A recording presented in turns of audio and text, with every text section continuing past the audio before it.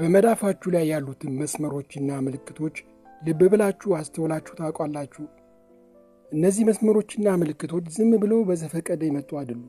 ስለ ሕይወታችን ምስጢራት አልፎ ተርፎም ስለ ወደፊት ዕጣ ፈንታችን የተደበቁ ምልክቶችን ይዘዋል። ከእነዚህ ምልክቶች መካከል በመዳፍ ንባብ ታሪክ ውስጥ እጅግ ልዩና ምስጢራዊ ከሚባሉት ምልክቶች አንዱ የኤም ምልክት ነው። ይህ ምልክት በእጅ መዳፋችሁ ላይ ካለ እናንተ በዓለም ላይ ካሉ እጅግ ልዩ ሰዎች መካከል ናችሁ ይላሉ የመዳፍ ንባብ ጥበበኞች። በዚህ ቪዲዮ በእጅ መዳፍ ላይ የኤም ምልክት ያላቸው ሰዎች ስለ ሕይወታቸው፣ ስለሚጠብቃቸው መልካም ነገር፣ ስለ ዕድላቸው፣ ስለ ጥንካሬያቸውና ድክመታቸው የሚነግረንን አስደናቂ ትርጉም አቀርባለሁ። አብራችሁ ይቆዩ። እስኪ በመጀመሪያ ይሄ የኤም ምልክት በምን ምክንያት እንደሚፈጠርና በእጅ ላይ እንዴት እንደሚሰራ እንመልከት። ይህ የኤም ምልክት በመዳፍ ላይ የሚሰራው 3 መስመሮች የሕይወት መስመር፣ የአእምሮ መስመር፣ የልብ መስመር በመጣመርና አራተኛው መስመር ማለትም የዕድል መስመር ከታች ተነስቶ እነዚህን 3 መስመሮች አቋርጦ ወደ ላይ በሚያመራበት ጊዜ ሲሆን በዚህም የምታዩትን የኤም ምልክት ይፈጥራል። በመጀመሪያ ይሄ የኤም ምልክትን በየትኛው እጅ ላይ ነው የምናየው ቢባል ወንዶችም ሆነ ሴቶች በብዛት ለሥራ በሚጠቀሙበት እጃቸው ላይ፣ አንዳንዶች ግራኝ አንዳንዶች ደግሞ ቀኝ እጅ ተጠቃሚ ስለሆንን በብዛት በምንጠቀምበት እጅ ላይ ቢታይ ይመረጣል። የመዳፍ ንባብ ጥናት ጥበበኞች እንደሚያስረዱት አራቱም መስመሮች የልብ መስመር፣ የአእምሮ መስመር፣ የዕድል መስመርና የሕይወት መስመር በምታዩት መልኩ አንድ ላይ በሚጣመሩበት ጊዜ በሕይወት ውስጥ ፍላጎት ሙሉ ለሙሉ ይሳካል ይላሉ። ለምሳሌ በሕይወት መስመር አማካኝነት ረጅም ጠንካራና ጥሩ ሕይወትን፣ በአእምሮ መስመር አማካኝነት አስተዋይ ምክንያታዊና ዕውቀትን፣ በልብ መስመር ደግሞ ልብን በትክክለኛው መንገድ መጠቀምን፣ የዕድል መስመር ደግሞ በጥሩ ሁኔታ ሲወጣና እነዚህን 3 መስመሮች ሲያገናኝ ከፍተኛ ዕድል ይፈጠራል። የእነዚህ 4 መስመሮች መገናኘትና የኤም ምልክት መስራት ደግሞ እነዚህን ሰዎች በጣም ዕድለኛ ያደርጋቸዋል። በእጃቸው ላይ የኤም ምልክት ያላቸው ሰዎች በተሰማሩበት የሥራ መስክ ከፍተኛ ደረጃ ላይ ይደርሳሉ። ስኬታማ ነጋዴዎች ወይም በማንኛውም መስክ ትልቅ ስኬት ባስመዘገቡ ሰዎች እጅ ላይ ይህ የኤም ምልክት በግልጽ ይታያል። በዓለም ላይ ያሉ ስኬታማ ሰዎች አብዛኞቹ በእጃቸው ላይ የኤም ምልክት ያላቸው ናቸው። በእጃቸው ላይ ኤም ያላቸውን ሰዎች በጣም ጣፋጭና ለስላሳ አንደበት ያላቸው፣ ማለትም በጣም በጥሩ ሁኔታ የሚናገሩና ጨዋዎች ናቸው። የተማሩ፣ በጣም ጥሩ ዕውቀት፣ ማስተዋልና ስነ ስርዓት ያላቸው ናቸው። ንዴት የለባቸውም። በተፈጥሯቸው ቀና ናቸው። ከልባቸው ያፈቅራሉ። ሰውን ሁሉ በጥሩ ሁኔታ ይወዳሉ፣ ይራራሉ፣ ይረዳሉ። መዳፋቸው ላይ ያለው የሕይወት መስመራቸው የተቆራረጠ ካልሆነ በስተቀር ጤነኛ ናቸው። ብዙ አይታመሙም። ነገር ግን በተፈጥሯቸው ለራሳቸውና ራሳቸውን ለመንከባከብ ትንሽ ሰነፎች ናቸው። ነገሮችን አስቀድሞ የማወቅ የመገመት ወይም የመስማት መንፈሳዊ ስጦታ አላቸው። ውሸትን፣ ክህደትንና ማስመሰልን ገና ሰውየው ንግግሩን ሳይጨርስ የማንበብና የማጋለጥ የተፈጥሮ ችሎታ አላቸው። በመንፈሳዊ እይታ ይህ ምልክት ያላቸው ሰዎች የበሰሉ ነፍሳት ወይም ኦልድ ሶልስ በመባል ይታወቃሉ።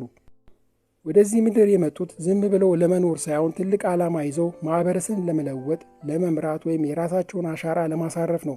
በታሪክ ውስጥ ታዋቂ መሪዎች፣ ነቢያትና ተጽዕኖ ፈጣሪዎች ይህ ምልክት እንደነበራቸው ይነገራል። እነዚህ ሰዎች በተፈጥሯቸው ወደ ረቂቅ ነገሮች፣ ወደ መንፈሳዊ ዕውቀቶች፣ ወደ ፍልስፍና ያዘነብላሉ። በሰዎች ላይ የሚደርስን መከራና ስቃይ ከልብ የመረዳትና የማዘን መንፈሳዊ ባህሪ ያላቸው።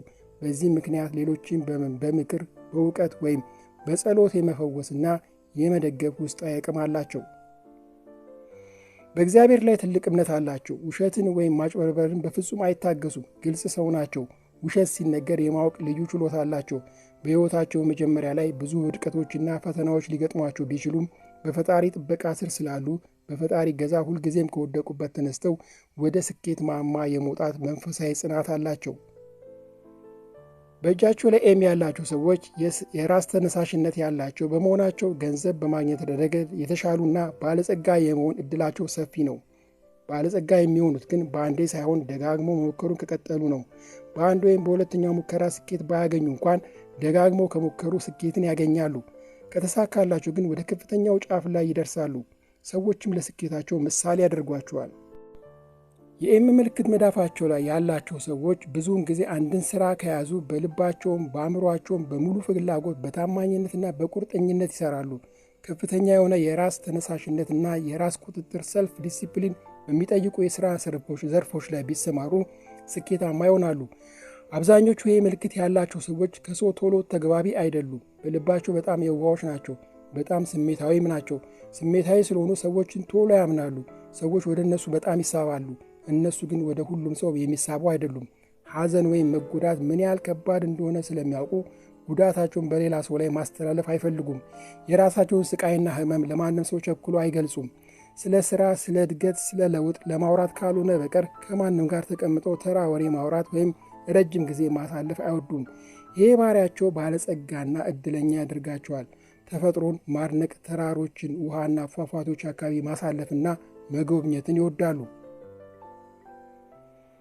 ይህ ምልክት ያላቸው ሰዎች በአንድ ቦታ ላይ ተረጋግተው መቀመጥ አይወዱም። ከአንድ ቦታ ወደ ሌላ ቦታ መጓዝ ይወዳሉ። አብዛኞቹ ይሄ ምልክት ያላቸው ሰዎች ስኬትን የሚያገኙት ከዕድሜ እኩሌታ በኋላ ማለትም ከ35 እስከ 40 ዓመት ዕድሜ በኋላ ነው። ብዙዎቹ ከዚህ ዕድሜ በኋላ በጣም ስኬታማ ይሆናሉ።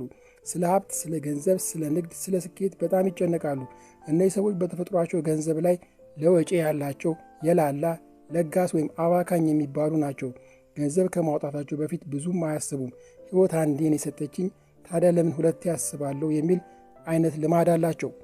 ይሄ ምልክት ያላቸው ሰዎች የውርስ ንብረት የማግኘት እድል አላቸው። ከወላጆቻቸው፣ ከአያቶቻቸው፣ ከቅድመ አያቶቻቸው ሀብት፣ ቤት፣ ገንዘብ ወይም መሬት በውርስ ያገኛሉ።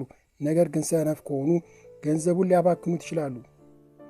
ጀግንነትና ድፍረት በማንነታቸው ውስጥ ከሚገኙ ሌሎች በጎ ባህሪያት መካከል ይጠቀሳሉ። በዓለም ታሪክ ውስጥ ታዋቂ የሆኑ መሪዎችና በዓለም አቀፍ ደረጃ ትልቅ ተጽዕኖ የፈጠሩ ታላላቅ ሰዎች ይህ ምልክት በእጃቸው ላይ እንዳለ ይነገራል። ከአንድ ሰው ጋር በፍጥነት በፍቅር ሊወድቁ ይችላሉ። ነገር ግን በሕይወታቸው ውስጥ አንድን ነገር፣ ሰው ወይም ማንኛውም ነገር አንዴ ከተዉት ተመልሶ አይፈልጉትም። ቀጥዬ በእጃችሁ ላይ ኤም ምልክት እያለ ስኬትን እንዳታገኙ፣ የዕጣ ፈንታችሁን እንዳትኖሩ የሚገድባችሁን ማስተካከል ያለባችሁን 3 ባህሪ ልንገራችሁ። አንደኛው ብዙ ጓደኞችን አታፈሩ።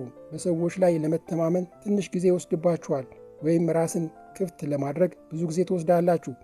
ጥቂት በዙሪያችሁ በስራችሁ ከምታገኟቸው ሰዎች በስተቀር ከብዙ ሰዎች ጋር ኔትወርክ ስለማትፈጥሩ ብዙ መረጃ ስለማታገኙ ምን ማድረግ እንዳለባችሁና ስራውን እንዴት በተሻለ መንገድ መስራት እንደሚቻል ጓደኞቻችሁ ጥቂት በመሆናቸው ብዙ ሀሳቦችን ስለማታገኙ ህልማችሁ ሊደናቀፍ፣ መልካም አጋጣሚዎች ሊያመልጧችሁና ስራችሁ ላይሳካ ይችላል።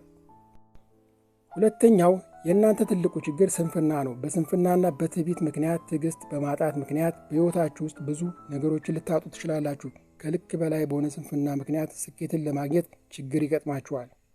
ሶስተኛው የእነዚህ ሰዎች ችግር ትዕግስት ማድረግ ትንሽ ያንሳችኋል። ትዕግስተኛ አይደሉም። ማንኛውም ነገር ሲያደርጉ ውጤቱን በፍጥነት ማግኘት ይፈልጋሉ። ስኬትን ለመጠበቅ ደግሞ ትዕግስት ያስፈልጋል።